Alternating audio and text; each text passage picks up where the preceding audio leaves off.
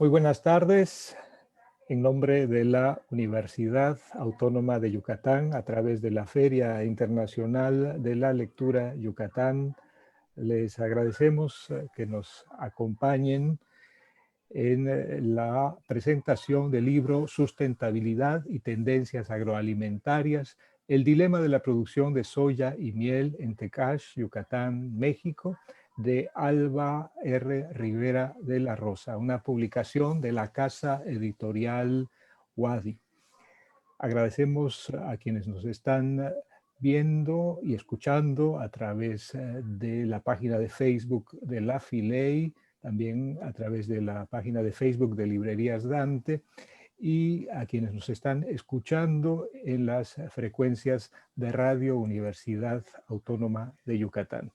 Soy Enrique Martín Briceño, director de la Filey, y me complace mucho dar la bienvenida a este ciclo, La Filey, después de la Filey, a la autora del libro que presentaremos hoy, Alba Rosa Rivera de la Rosa. Bienvenida. Muchas gracias, Enrique. Es un gusto estar aquí. Así como a los comentaristas Miguel Ángel Pincus Rendón y Eduardo Battiori San Pedro. Bienvenidos. Bueno, antes de comenzar, quisiera recordarles a quienes nos ven y nos escuchan que pueden dejar sus comentarios en la página de Facebook de la Filey, comentarios, preguntas. Al final, si tenemos tiempo, podremos platicar con la autora y con los comentaristas. Quiero dar en primer término la palabra a Miguel Ángel Pincus Rendón. Él es doctor en Ciencias en Ecología y Desarrollo Sustentable por el Colegio de la Frontera Sur, Unidad San Cristóbal, investigador titular A de tiempo completo definitivo, adscrito al Centro Peninsular en Humanidades y en Ciencias Sociales de la UNAM. Miembro del Sistema Nacional de Investigadores, nivel 1, y sus líneas de investigación son conocimiento local de los recursos naturales, cambio de uso del suelo y políticas públicas en las áreas naturales protegidas del sureste de México y sus repercusiones en los saberes locales. Por favor, Miguel Ángel, sí. Muy buenas tardes. Muchísimas gracias por la oportunidad de poder comentar el libro.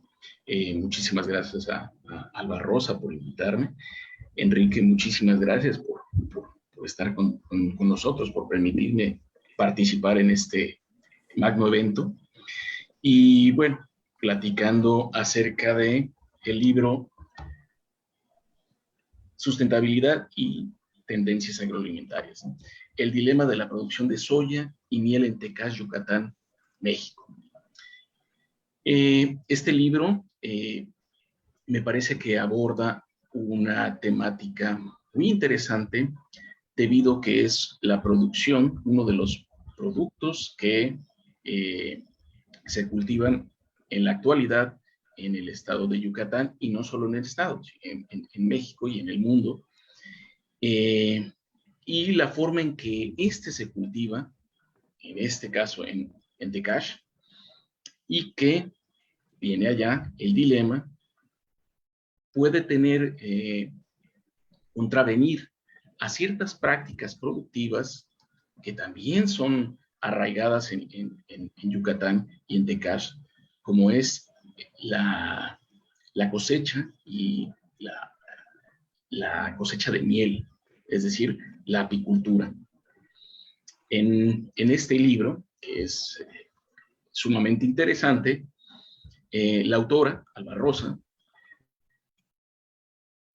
nos va dando por varios capítulos en los que abarca desde una visión global, es decir, desde tendencias y enfoques disciplinarios de lo que es los conflictos socioambientales, o cómo se pueden abordar los conflictos socioambientales, partiendo, por ejemplo, desde la economía ambiental, donde ya se empieza a tomar en cuenta a la biodiversidad, pero cómo se puede tomar en cuenta desde la parte de los mercados, ¿no?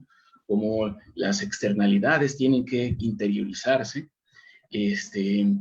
cómo se tiene que monetarizar para que se empiece a tomar en mayor en cuenta, pues se tiene que monetarizar más la biodiversidad.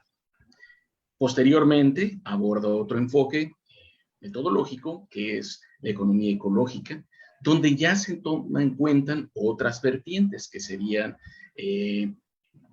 por ejemplo, las técnicas agrícolas que han pasado de generación en generación. También se toma en cuenta que vivimos en un lugar o que estos sistemas no son cerrados, sino que son sistemas abiertos que van a tener entradas y salidas.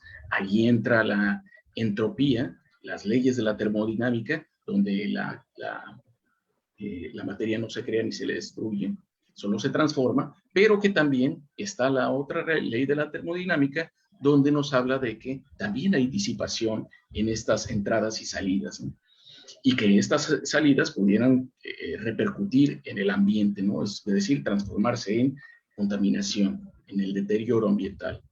Finalmente nos habla del marxismo ecológico, que es otro tipo de enfoque que toma en cuenta el capitalismo, es decir, cómo las tendencias que se han dado a través del tiempo de que se ha aplicado el capitalismo, pues tienen un efecto negativo en la diversidad y en los recursos que se pueden extraer de esta diversidad, ¿no? Es decir, querer hacer un uso infinito de los recursos naturales, siendo que estos son finitos. Entonces, estos son los tres enfoques que Albarrosa presenta, y posteriormente ya entra en otro capítulo que nos habla ya cómo se da la productividad a nivel mundial, sobre todo cosechas, qué es lo que se cosecha, qué es lo que cuáles son los principales usos de la tierra, cómo el capitalismo en sí hace que a ciertos productos o ciertos países,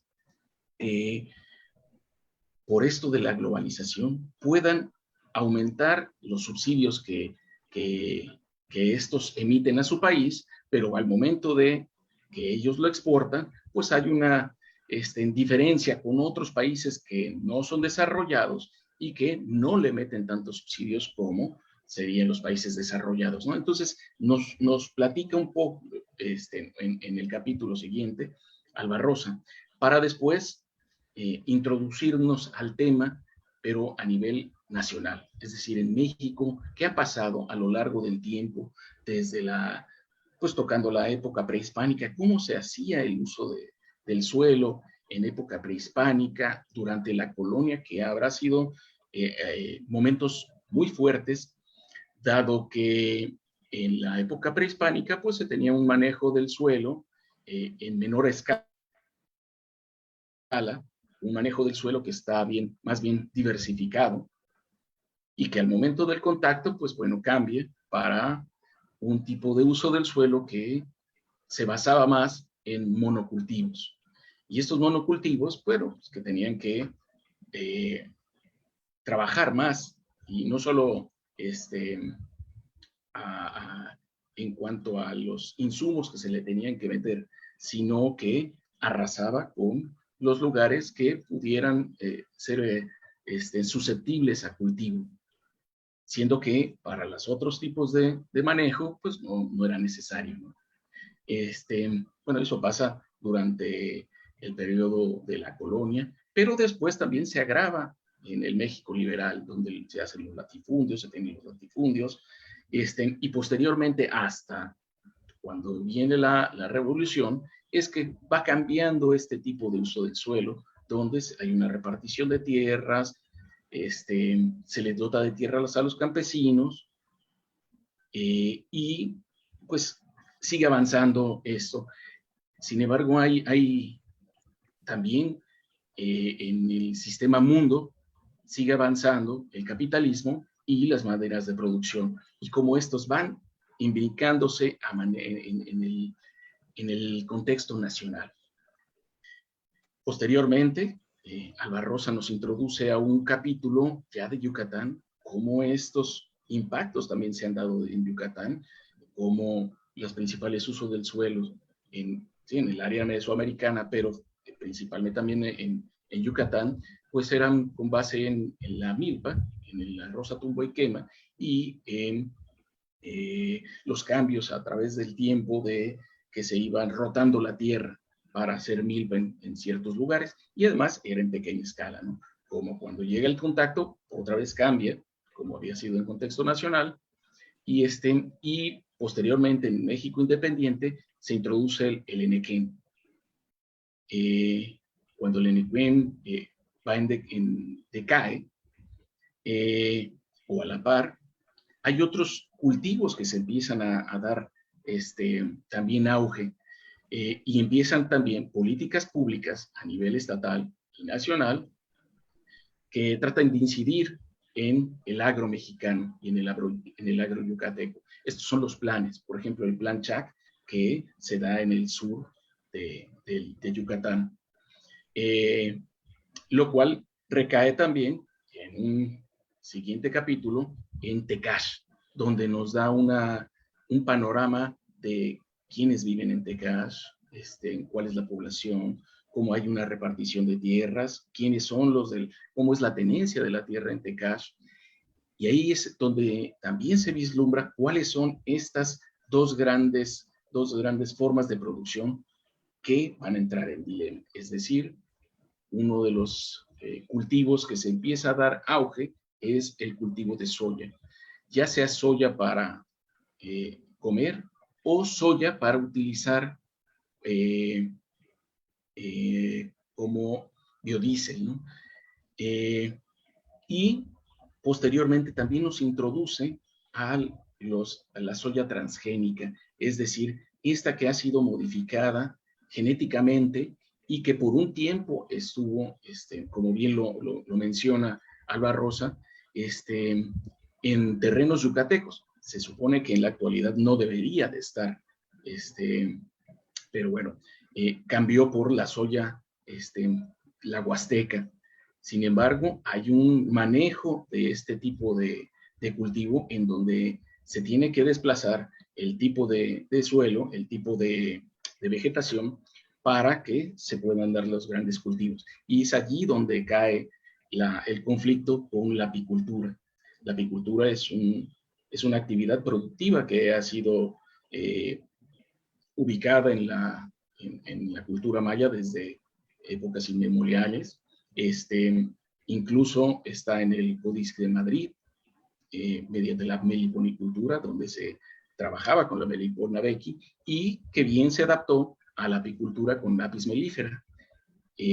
Ahora bien, la Apis mellifera necesita, al igual que las otras abejas, las abejas nativas, para producir miel, es necesario que haya una gran diversidad para que las abejas puedan pecorear.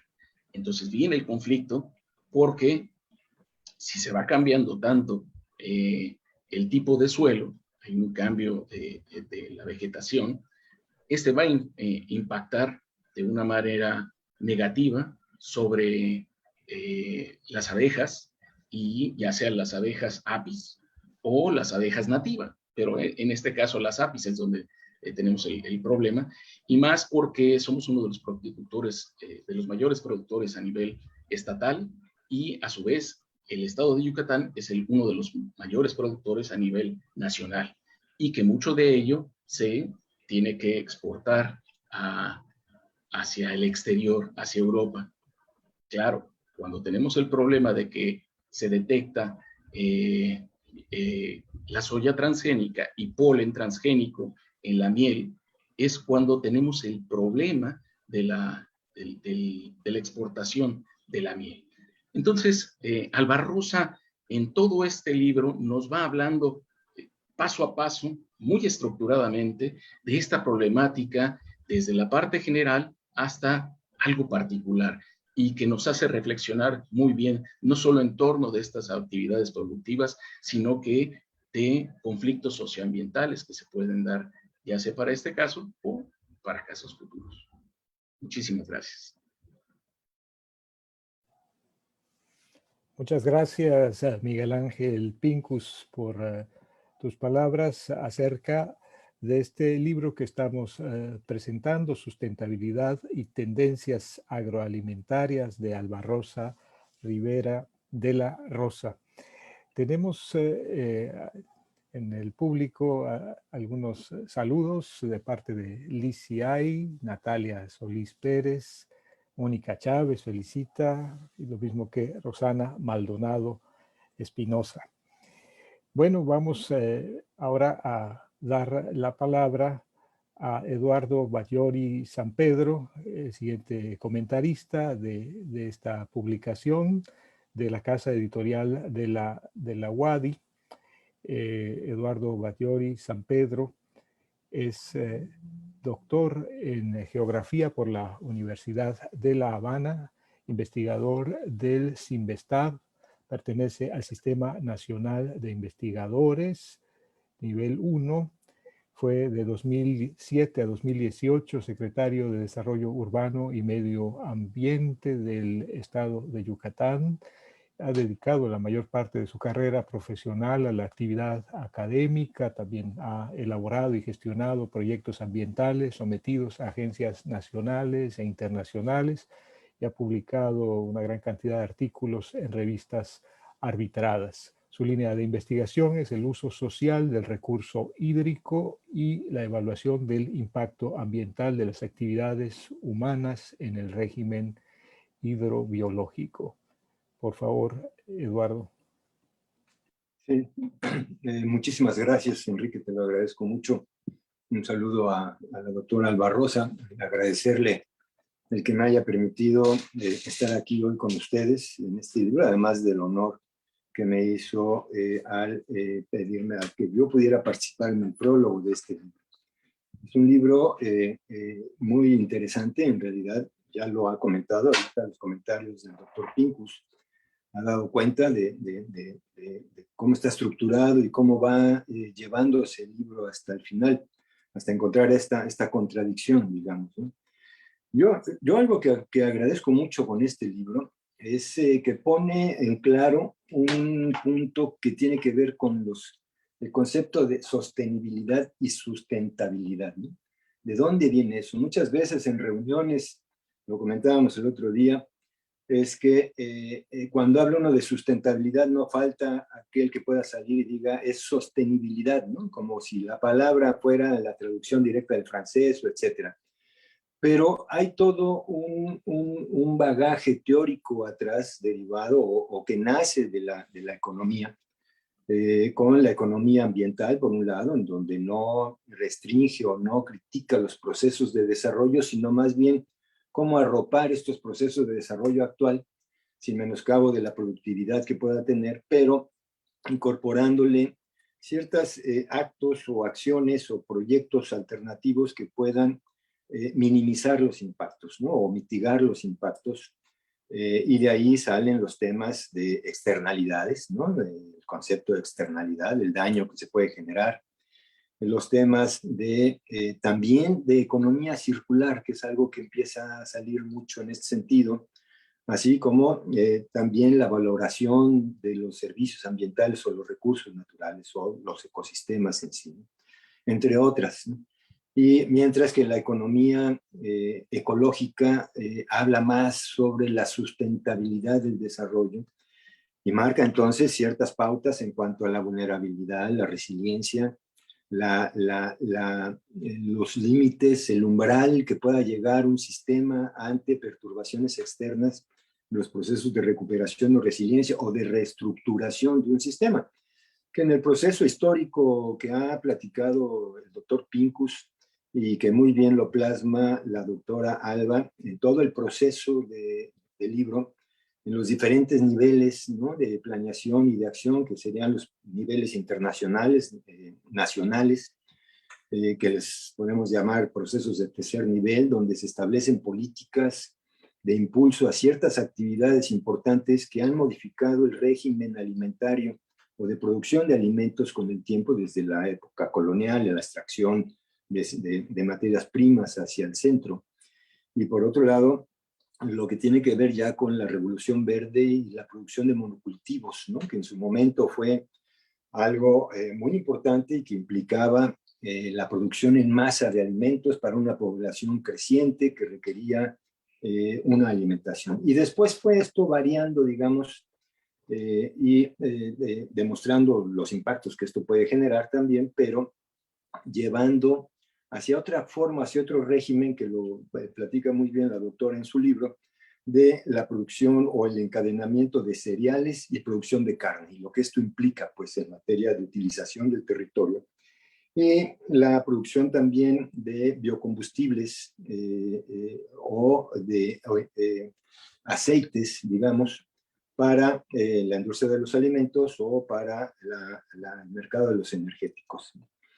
Y este proceso histórico, estructural, ha dado cuenta de los cambios que ha habido a nivel internacional, las grandes empresas que trabajan en la producción de alimentos, producción de semillas, control de agroquímicos, etcétera, cómo van generando lobbies y cómo van influyendo en los procesos nacionales, ¿no? Con políticas públicas que van impulsando o van, como ella menciona, y es el meollo de mucho de la discusión, la reconversión productiva al interior de las áreas locales o nacionales para impulsar la producción para el mercado, para la globalización, con la finalidad de generar divisas, esperando que esa derrama económica pueda caer y disminuir la pobreza en la población. Sin embargo, hemos visto pues, que esto del mercado tampoco es tan noble como para poder cubrir todas las necesidades de las comunidades.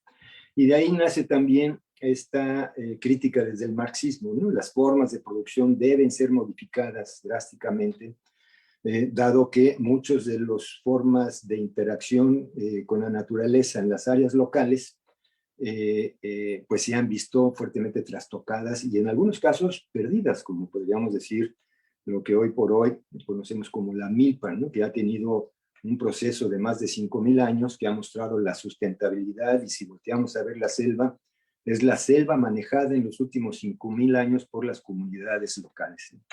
Y que esto, ante los embates y ante las políticas públicas de fomento a ciertas actividades económicas para impulsar en el mercado la presencia de México, pues ha conllevado también a la pérdida de muchas de las prácticas tradicionales que han mostrado esta sustentabilidad. Y dentro de esas políticas públicas se van impulsando, y entre ellas, pues obviamente, los productos transgénicos, que vale la pena decir que a veces la relación que puede haber entre la federación o a niveles internacionales, pero principalmente a nivel de la federación, es que como la parte agrícola es un sistema que depende particularmente de la federación, los estados no participan en la orientación, en la organización de las actividades productivas, la comercialización y todo esto. El objeto de la ley de desarrollo rural sustentable, se lo da a la federación. Entonces, prácticamente en ocasiones, como en el caso de los transgénicos, la federación no solamente genera programas de fomento, políticas públicas para la producción, sino que además actúa y opera directamente en el territorio local. Y esto inhibe ciertamente las capacidades locales para la autoorganización y los procesos autoasertivos locales. Entonces hay una influencia externa muy fuerte. Podríamos decir que cuando se descubrió que en Yucatán había transgénicos es porque un contenedor con miel fue rechazado de Europa por la presencia de esta contaminación que tenía con transgénicos. Y entonces en el estado todo el mundo volvió a decir, bueno, ¿y dónde están estos transgénicos? Y sí, efectivamente, ya se habían hecho las primeras pruebas experimentales, pilotos, y ya iban hacia la parte, digamos, comercial.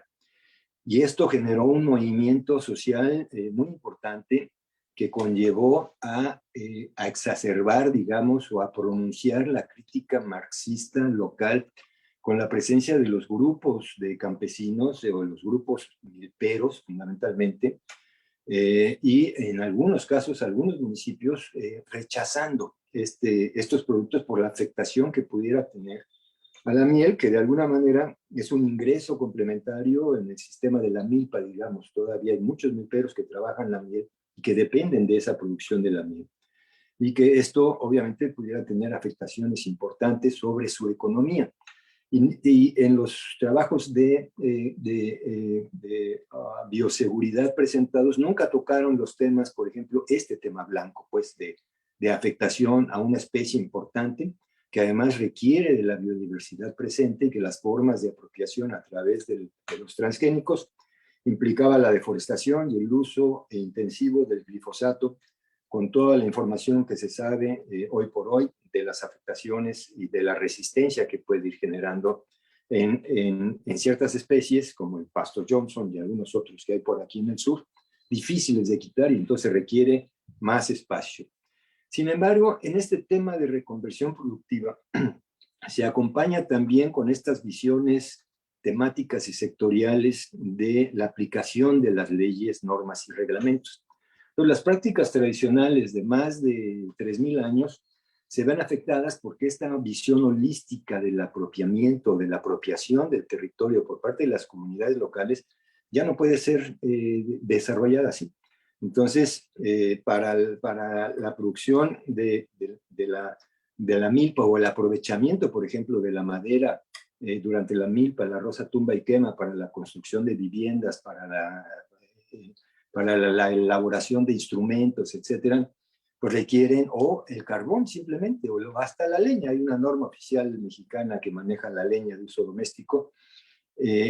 Al carecer de las remisiones forestales, los convierten en delincuentes ambientales, porque están deforestando y están utilizando sin los permisos correspondientes. Y esto va generando una imposibilidad de poder llevar a cabo las prácticas tradicionales, la miel, por ejemplo, otros, digo, la cacería como una forma de tener proteínas, y esta no utilización de un territorio considerado como de uso común prácticamente pues tiene implicaciones en los derechos humanos, ¿no? De la alimentación, del trabajo, etcétera, pero además de los derechos indígenas y de los recursos naturales preferentes de estas comunidades.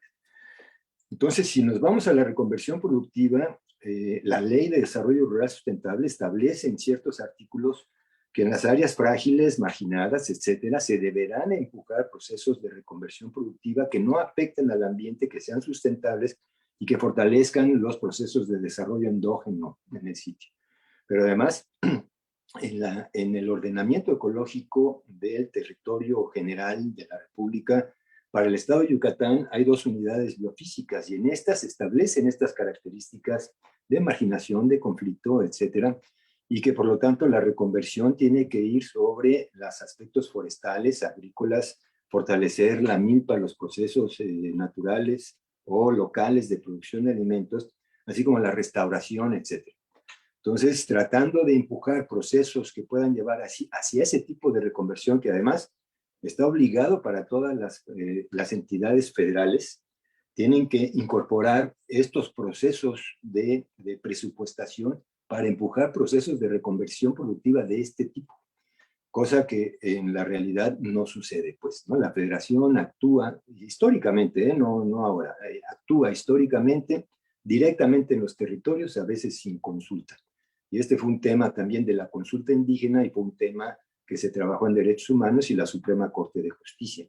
Y aún en la Suprema Corte de Justicia, cuando se previó que Yucatán pudiera ser una zona libre de transgénicos, la mayoría de los magistrados resolvieron en contra, diciendo que era una cuestión de la federación, que era competencia de la federación, excepto el magistrado Carranca, que decía que la federación tenía competencias porque fueron dadas por los estados para que ellos pudieran fungir. Entonces, que él veía muy mal que sucediera una resolución de este tipo. Entonces, vemos cómo procesos de reconversión internacionales del proceso de globalización van permeando desde una mirada sistémica en procesos histórico-estructurales hasta los ambientes locales, generando impactos ambientales y formas de vida que promueven migración, que promueven alejamiento, la venta de las tierras, porque no pueden tener acceso a los recursos naturales preferentes, y esto conlleva un empobrecimiento de la población, además del empobrecimiento de la biodiversidad y de los recursos naturales sensibles para las comunidades.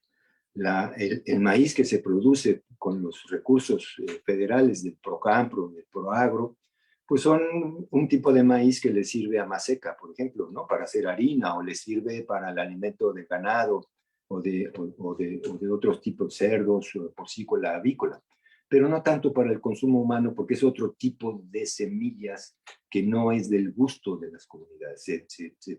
Se desbaratan muy rápido, no aguantan en el tiempo y no pueden producir más que en ciertas temporadas. Y además el paquete biotecnológico incluye también los agroquímicos, ¿no? Y estos agroquímicos es un problema de salud hoy por hoy en Yucatán, que deberíamos de considerar a Yucatán como una entidad en contingencia ambiental por las cantidades que hay, aún en las aguas, en los pozos para captación de agua potable, hay concentraciones que superan la norma oficial mexicana y que se están surtiendo a las comunidades locales a través de la red pública de agua potable.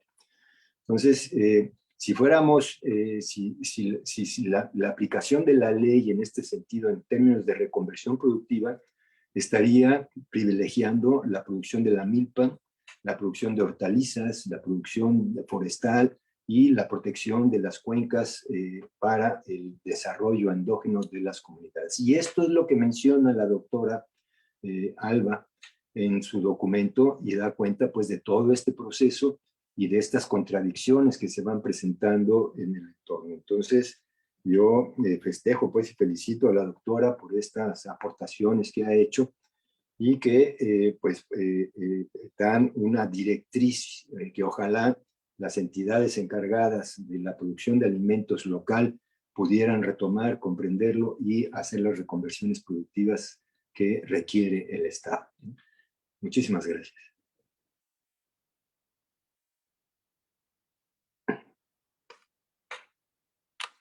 Muchísimas gracias, doctor Eduardo Batllori San Pedro, por tus palabras en torno a este libro que estamos presentando esta tarde, Sustentabilidad y políticas y tendencias agroalimentarias, de Alba Rosa Rivera de la Rosa.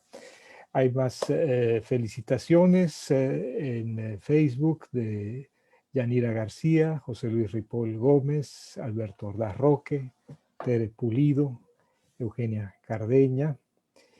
Y bueno, nos toca ahora escuchar a la autora de este título de la Casa Editorial de la UADY, Alba R. Rivera de la Rosa. Es profesora investigadora de la Universidad Autónoma de Yucatán en la Facultad de Economía.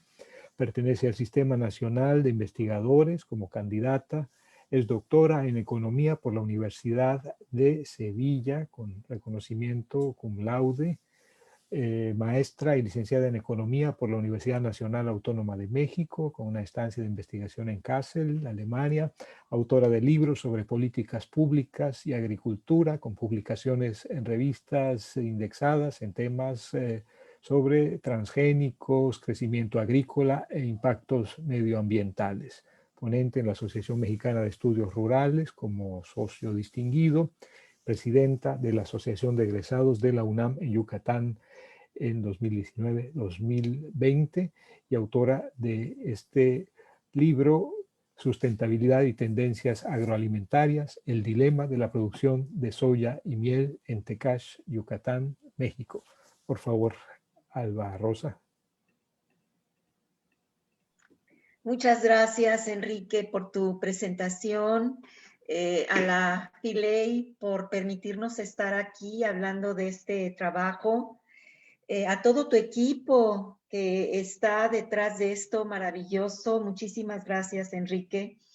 Mi agradecimiento a Miguel Ángel Pincus, que tuvo a bien revisar renglón por renglón este trabajo, y no me canso de repetirlo porque fue un trabajo maravilloso que me permitió mejorar el trabajo y que por supuesto pudiera ir a impresión.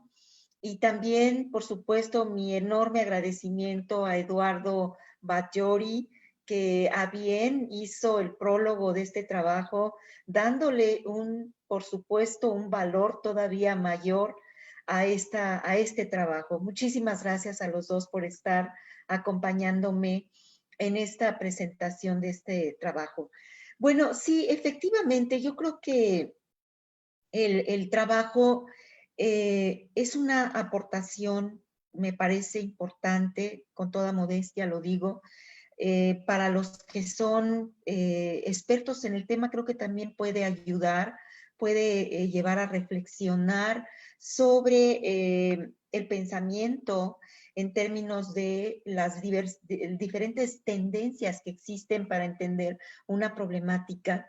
Pero me parece también que el libro puede y debe ser comprado por todas aquellas personas que llevamos alimentos a nuestras mesas y que en ese caso pues somos todos, porque si bien el libro tiene un buen bagaje científico y es científico, pretende ser científico en gran parte, creo que también ayuda mucho a la divulgación de una problemática fundamental de qué es lo que estamos comiendo y digamos, cuál es la problemática de los alimentos en el mundo. Como bien decía, lo decían los dos, lo mencionaba tanto Miguel Ángel como Eduardo, en la primera parte pues se habla precisamente de la divergencia que hay y finalmente la convergencia, divergencia en algunos aspectos y convergencia en otros, de las diferentes maneras de entender el proceso de sustentabilidad, sostenibilidad y la parte ecológica con el marxismo ecológico. Por supuesto, la parte sostenible tiene que ver con el pensamiento neoclásico, con la economía neoclásica, que muchos le catalogan de economía burguesa o de derecha. Sin embargo, ellos también se preocupan por la parte sostenible, pero hasta el grado de decir, bueno, sigamos produciendo, no importa, mientras no haya una repercusión mayor, pues sigamos, ¿no? Si la ganancia es buena y la parte del consumidor también es buena, pues sigamos en ese mismo tenor. Mientras que la parte sustentable es más categórica en el sentido de decir, no, no se puede seguir produciendo si la naturaleza ya no resiste más. Si lo que estamos desperdiciando no puede ser, digamos, absorbido o puede ser resuelto por la misma naturaleza, entonces estamos llevando a una sobrecarga natural en el planeta y esto no puede seguir así. El caso del marxismo ecológico todavía más radical, ¿no? El marxismo ecológico dice, como Marx lo planteaba, pues que hay un problema Marx decía más bien la tasa de ganancia era la que iba a llevar al derrocamiento del sistema, pero aquí los nuevos marxistas ecológicos hablan de una contradicción entre la economía y la ecología, que no se puede resolver en el sistema mientras no haya cambios en la producción y cambios en el consumo, como bien lo mencionaba Eduardo, radicales. Y creo que eso nos lleva ya a plantear una problemática fundamental de lo que se está haciendo en el campo. Ya lo dicen otros especialistas como Altieri y Nichols en este maravilloso libro, o lo dice Martínez Salier en su libro de Ecologismo de los Pobres, porque es en estos territorios donde se ha explotado gran parte de las riquezas naturales, pero ellos no han tenido ningún beneficio, sino que estas riquezas naturales pues se las llevan a los países avanzados, allá ellos avanzan económicamente, pero dejan pobreza en los países pobres. O sea, la misma pobreza se sigue manteniendo ahí. Entonces, bueno, seguimos caminando en el libro y sí, después de partir de toda esta problemática de tendencias y demás, nos vamos a ver, bueno, la parte de la producción agroindustrial, la producción tradicional campesina. Y yo les comentaba ayer qué importante es el análisis de la economía campesina, de la milpa. Todavía hay muchos estudios al respecto, importantes como los ha hecho Miguel Ángel, porque se tiene que rescatar cuál es la importancia de esta producción en el mundo, y creo que gran parte de esta producción campesina tiene que ver, yo les decía, con el policultivo, que resulta ser mucho más resistente a lo largo, o ha resultado ser más resistente a lo largo del tiempo. La producción campesina la tenemos prácticamente desde el inicio de la humanidad y sigue presente en el mundo. Todavía la tenemos presente produciendo. Claro, ha sido lastimada, ha sido marginada, ha sido reemplazada y tenemos ahí una serie de elementos de análisis importantes, pero sigue presente. Entonces, bueno, tenemos que reconocer esta convivencia entre los grandes productores y los pequeños productores, que no tiene que ser a costa de los pequeños productores, sino que grandes y pequeños tenemos que seguir caminando y responder ante la producción de alimentos, porque no podría ser únicamente con los pequeños. Los grandes cumplen un papel fundamental en el abasto de alimentos en el mundo. Sin embargo, la manera en cómo lo están haciendo en realidad es cuestionable porque cada vez el uso de pesticidas es mayor. Hay cifras realmente que se queda uno pasmado de ver cómo se ha incrementado la cantidad de pesticidas en el mundo. Hablamos de 1 a 1000. Es decir, estamos reproduciendo un patrón de producción que está lastimando el planeta, que está contaminando el planeta, pero que nos está contaminando también por dentro. Y ahora vemos, bueno, la pandemia de COVID-19, que bien lo dice Enrique Dussel, que es producto también de lo que está pasando en el campo, de lo que está produciendo en términos de los alimentos y la manera en cómo se está haciendo con el uso indiscriminado de pesticidas y que están llevando a una crisis alimentaria. Ya los alimentos muchas veces no saben igual, pero creo que el problema fundamental no es que saben igual, también es importante que un queso ya no sepa igual que a un queso que yo comí cuando era niña, ¿no? O un chorizo que yo comí cuando era niña, o un jamón que yo comí cuando era niña, que el jamón más barato que encontrabas en la tienda era superior al jamón que se vende ahora, que por más caro que sea, a veces no tiene la calidad de jamón que yo probé cuando tenía 5 o 6 años, ¿no? No nada más se trata del cambio en el sabor, sino también que podemos estarnos contaminando con los productos que estamos comiendo. Y eso es algo muy delicado que tenemos que abordar. Es un tema que no se puede dejar en el tintero de ver qué va a pasar, no, se tiene que abordar. Tenemos que ver que si la agrobiotecnología ha resuelto el problema de los transgénicos, más no del hambre en el mundo, y habría que decirlo, porque no ha resuelto el problema del hambre, aunque ellos dijeron que iban a resolver el problema del hambre, pero los transgénicos no han resuelto el problema del hambre. Lo que sí han resuelto es un problema de grandes productores que se han llevado bastante dinero a sus bolsillos. Eso sí lo podemos ver. Pero ahora la agrobiotecnología, creo que su papel va a tener que ser resolver un proceso de producción que sea sustentable en el entendido de equidad social, de eficiencia económica y sin problemas medioambientales, y que además contexte un abasto de alimentos en el mundo. Entonces, ahí está el meollo de la investigación. Es decir, si este libro les puede servir de algo, es para precisamente poner en la mesa estos problemas que son fundamentales, que tienen que analizarse, que tienen que desmenuzarse también y en última instancia resolver el problema de la producción de alimentos en términos de sustentabilidad. Creo que esa sería, digamos, la parte medular del análisis que este libro pretende, lo vuelvo a decir de manera muy modesta, pero creo que logra su objetivo desde la parte mundial, nacional, estatal, y luego recaer en un problema municipal de Tecash con una lógica de la soya, con una producción agroindustrial o que viene de una tradición agroindustrial, aunque son productores sociales los que tenemos en Tecash, con la miel, que la miel Es un producto sustentable de pequeños productores. Todo el estado de Yucatán produce miel, todo el estado de Yucatán, y yo me atrevería a pensar todo el sureste es riquísimo en producción de miel y conviven en un mismo territorio. Entonces, este proceso que enfrenta en un territorio dos lógicas de producción nos lleva a una lógica que existe a escala mundial, y que por supuesto tiene que ver de resolver un problema de sustentabilidad. Muchas gracias. Muchísimas gracias, Alba Rosa Rivera de la Rosa, autora de Sustentabilidad y Tendencias Agroalimentarias, el dilema de la producción de soya y miel en Tecash, Yucatán, México.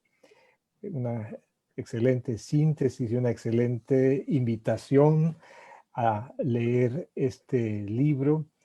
Como has dicho, no solamente interesante para los especialistas, sino para todos aquellos interesados en los alimentos, en el medio ambiente y en el futuro de este estado, de este planeta. No tenemos, creo yo, preguntas ni más comentarios. No sé si quisieran los comentaristas cerrar esta presentación con alguna reflexión final. Miguel Ángel.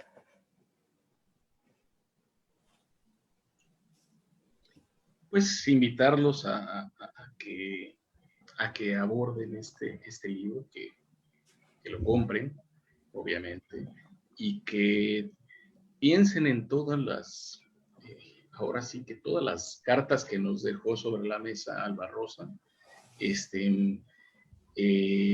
dónde se pueden ir aplicando. Es decir, aquí no se habla como de un estudio de caso en donde hay dos actividades confrontadas, pero como ya lo había mencionado, abordar así muchos casos donde hay conflicto digamos, un conflicto de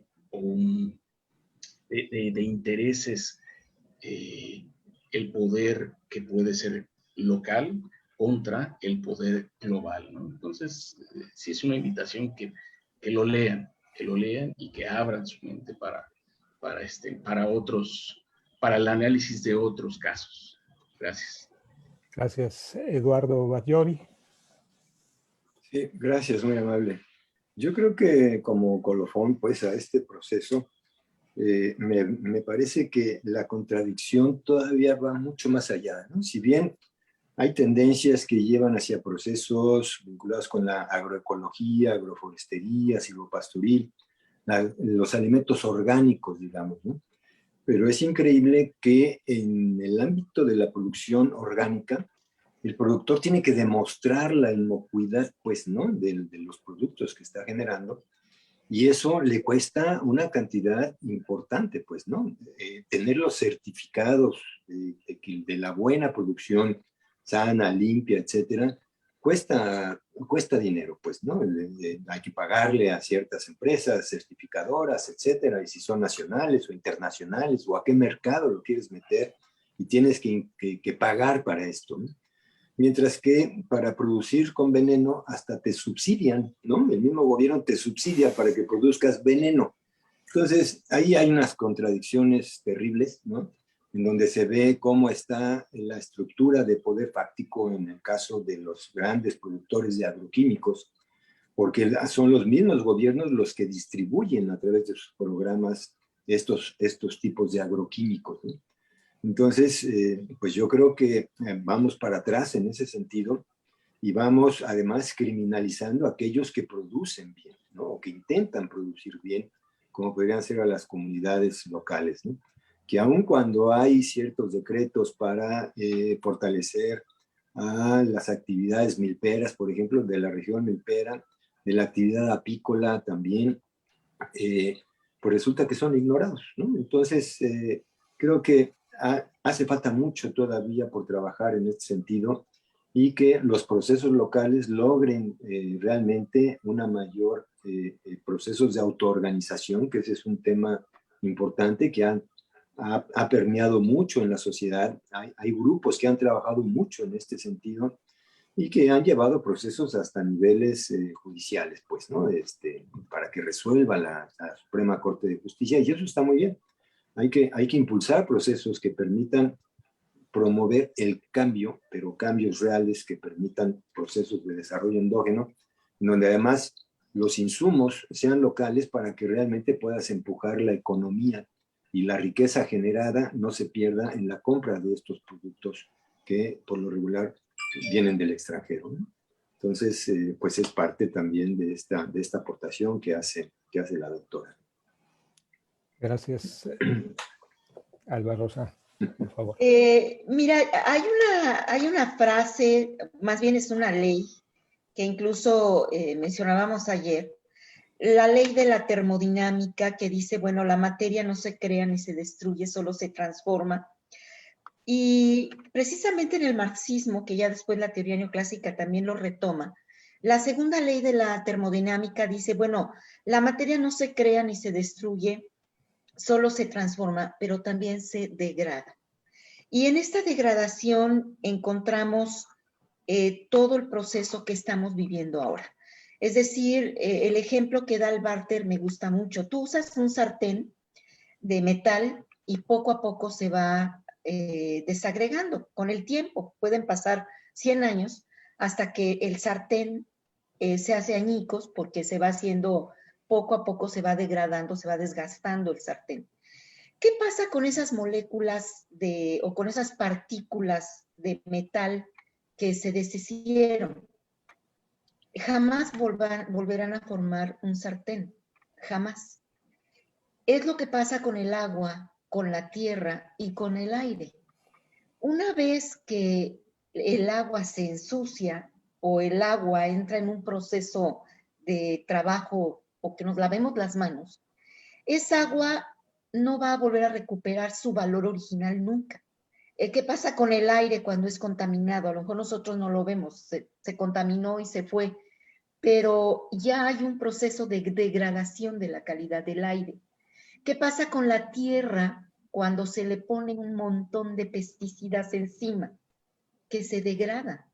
No nada más se llevó a cabo un proceso de creación, de transformación, sino de degradación. ¿Cuántos años va a tardar la humanidad en recuperar esos suelos que ya están deforestados, que ya no se puede sembrar ni una hierba porque fueron utilizados con pesticidas de manera intensiva? Y me viene a la mente también las guerras nucleares y todo esto donde caen las bombas y donde ya no va a ser posible utilizar esas tierras. Vietnam tiene tierras que durante 50, 100 años no podrán ser utilizadas por la radioactividad que hay ahí. Aunado a todo este contexto que estamos hablando del uso de pesticidas. Entonces, sí hay un llamamiento, llamar a cambiar la mentalidad de lo que hacemos.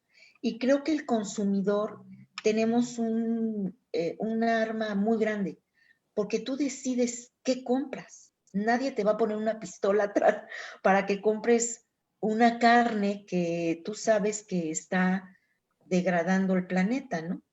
Y no nada más la carne, estamos hablando de productos en general que pueden estar llevando a cabo un proceso de degradación constante en el mundo.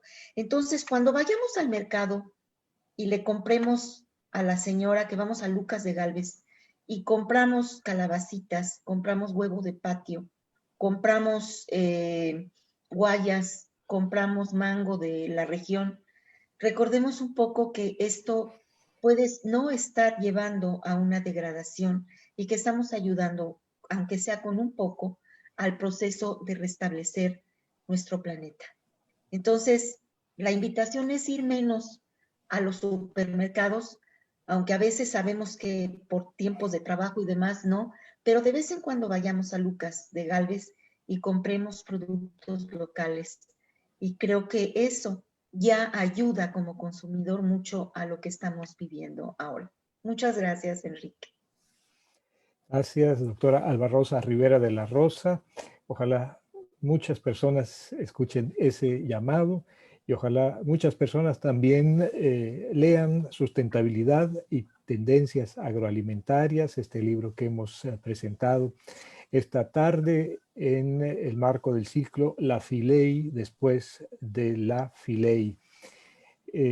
Agradezco a quienes participaron, desde luego a la autora Alba Rosa Rivera de la Rosa, a los comentaristas Miguel Ángel Pincus, Eduardo Batllori, a quienes estuvieron tras bambalinas, Jadiel Maldonado, Antonieta Hidalgo, y a todos ustedes que nos vieron a través de Facebook o que nos escucharon a través de Radio Universidad Autónoma de Yucatán. Los invitamos a seguir en la Filey después de la Filey a las 7, o sea, en una hora tendremos la presentación del libro Salud Pública y Desarrollo Regional, miradas desde la historia y la antropología, un libro coordinado por Paola Peniche Moreno. Hasta entonces, que tengan muy buenas tardes. Muchas gracias.